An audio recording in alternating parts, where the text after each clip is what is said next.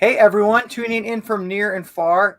Welcome to day 4 of 12 days of PBL, affectionately named after 12 days of Christmas. I have the great privilege of standing and chatting with a dear colleague, friend, slash PBL powerhouse in Mari Simpson. Mari, welcome to the 12 days of PBL. Thank you for having me. So just a brief context of Marie. She's working at this international school. I know a lot of us who are tuning in probably work at international schools. And we chatted a bit in the first couple of days about what high quality PBL looks like, how do we build partnerships, and how do we fit in curriculum. And now the big question, I think, for a lot of people is this one.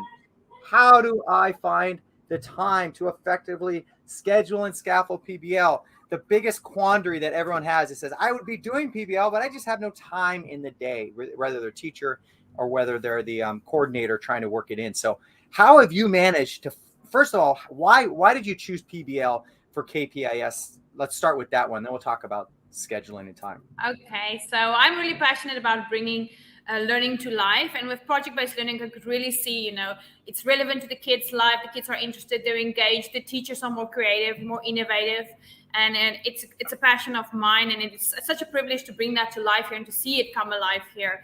It's really where you can see the kids communicate their ideas. They can think critically. They take ownership of their learning, and they're really interested. They want to come to school. I love that.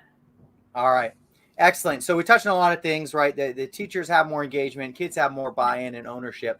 And I think you'd be hard pressed to find a teacher or even a school that didn't want this, but they have so many things that are holding them back. And one of those things is the schedule, right? So when you wanted to introduce this into your schedule, did you have those same restraints, and how did you kind of overcome the restraints with your schedule and fitting PBL in? Yeah, our scheduling is still very old school. This is a math block, this is a science block, this is an LA block. So when I introduced project-based learning, my teachers said the same thing. How am I going to fit this in? How are we going to make this work?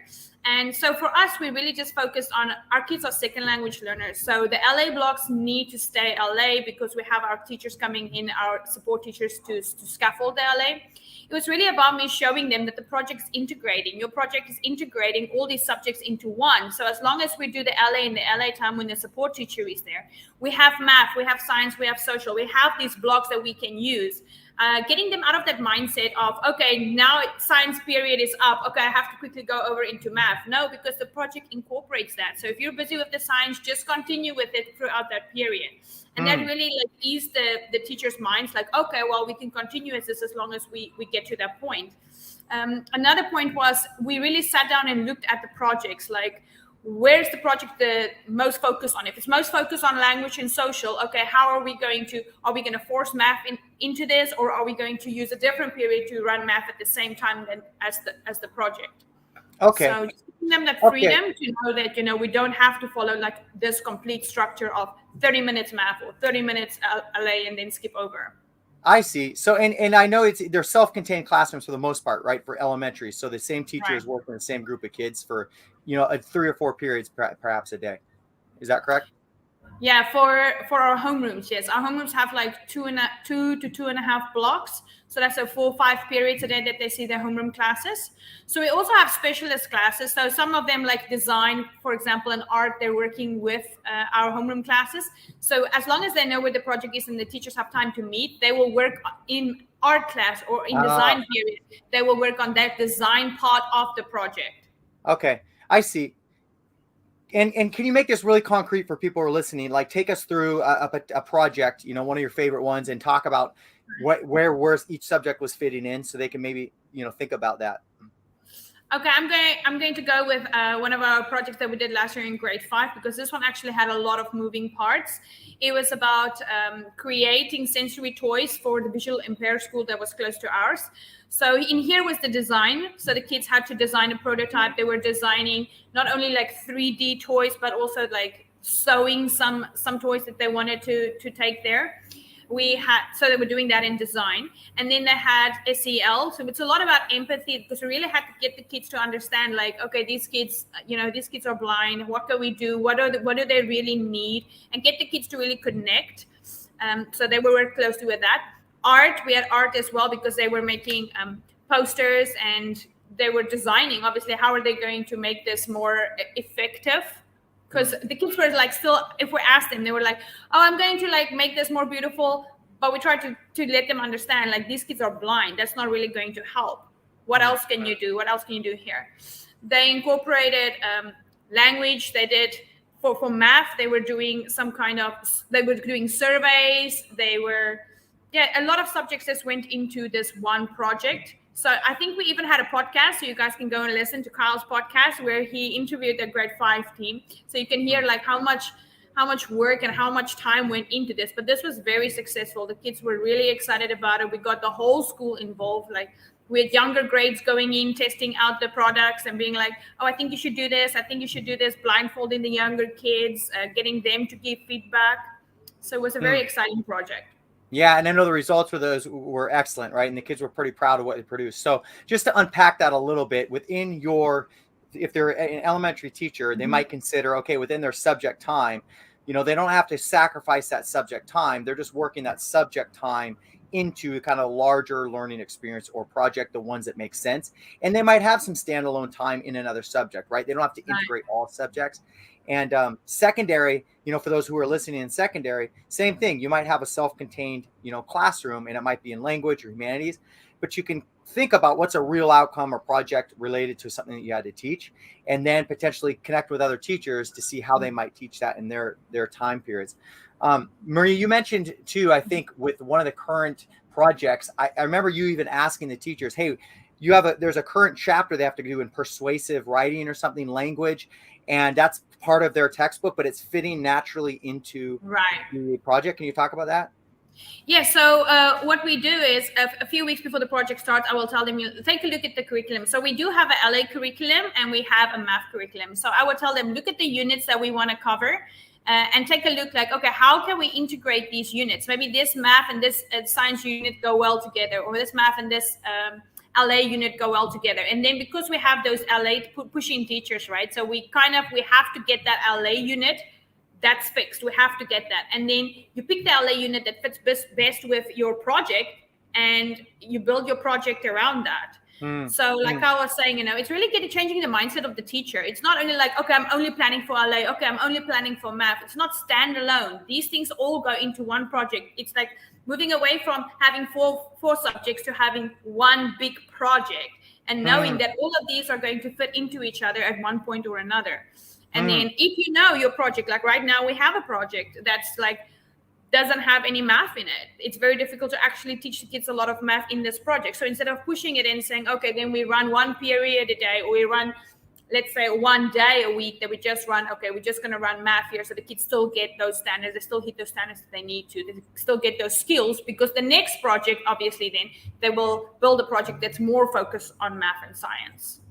Okay, great. So, I mean, one thing you're touching on too, you're showing that yes, learning is going to be deeper within these project-based experiences, and some things, some subjects are going to live off on the side, and that's totally fine to do, because maybe in the future there's going to be more heavy a project that's going to more relate to that curriculum.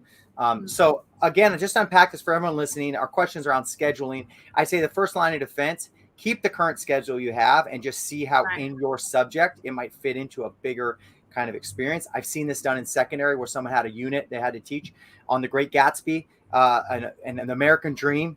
Some people who don't have to read that, it's an American book, but it's literature related, and they turned it into a podcast where the students were featuring stories from the community related to the American Dream. They used the text as a novel, so as a basis. So I'd say first, do it in your class and just transition that. Second, reach out to teachers, perhaps, right, across different subjects and a bigger learning experience. And then you could teach still the content that's necessary, scaffold that in your class according to the bigger project, which you shared with the sensory toys. Then if you have the ability to really break up the schedule, which is what I think you're doing, Marie, in the third trimester, are you guys really kind of changing the schedule around? Right. Our quarter 3 is completely like that. Okay. And how's it changing? So in quarter 3, like we have, quarter 2, we have small PBLs going on, small projects just here and there. Quarter 3 is full blown PBL. So all our periods, all our blocks become PBL. It's based on our, as big as we can go, go for it. And then quarter 4, quarter 4, our projects are based on science. science and math mostly. So they know that in quarter 4, and in quarter 4, the children has a chance to do their individual projects. They have a chance to work as a passion project. So that comes in quarter 4. So I broke it down for the teachers. So we have different kind of projects with them. Like, for example, quarter 1, we're mostly focused on science, on math, sorry. Quarter 2, mostly on humanities. Quarter 3, full blown. So I give them the rail and say, run with whatever it is that your class want to run with. And then quarter 4, mostly science, STEM-ish. Okay. Yeah, and I love that the way you've scaffolded. We talked about scaffolding. Obviously, there's a scaffolding within the project and how you kind of bring students to that final finish line of whatever the project is. And there's also scaffolding when it comes to introduction of PBL to the school, which sounds like, at least from my experience, because I've been working with you guys for 2 years now, you've done it in a nice way. And I think for anyone listening to this who wants to introduce PBL to their school, don't rock the boat too much. Give teachers the opportunity to just change a little thing that they're doing and tweak it and make it more project based within their own kind of subjects. Then have them start to talk to other teachers to see how one learning experience might connect and still teach that within their classes.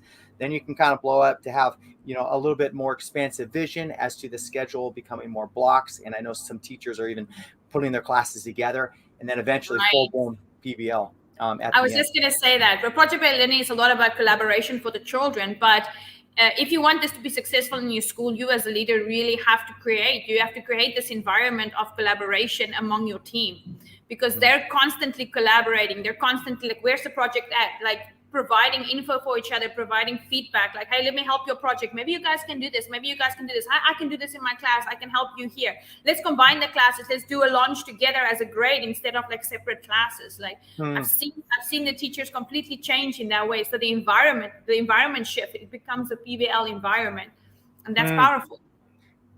Yeah, and I can attest to that as well too. So many schools want to just do one-off workshops potentially or one project and move on to something else. I'd say you really have to dedicate this to be maybe one of your major initiatives. And just hats off to you, Mari, in terms of the way you've organized it. I think it's a great case study and model for others who are trying to work this into their schedule. So my final provocation for people who are watching this is, how might you take what you heard and think about how to find time to effectively schedule and scaffold PBL into what you're doing. Love to see your comments. And Mari, thanks again for being on to give people some insights. You're welcome. Thank you so much.